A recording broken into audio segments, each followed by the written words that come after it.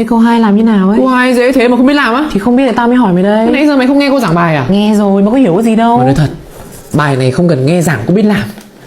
Câu cơ bản thế này mà không làm được nữa thì tao cũng chịu mày ấy. Đây này, bình phương hai vế lên, nó chia cho 2 căn 3. Đấy, tự làm tiếp đây.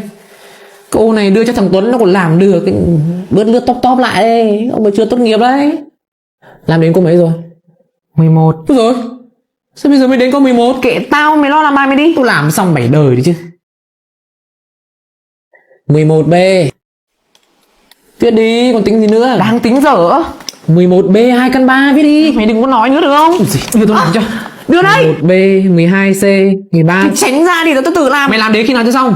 Tao làm xong hết cả rồi, bây giờ mày mới đến câu 11 đấy. Thì mày có làm hộ cho tao không? Học thì ngu mà còn sĩ. Ê mày nói cái giọng gì đấy? Tao nói sai à? Câu 36 đáp án mấy?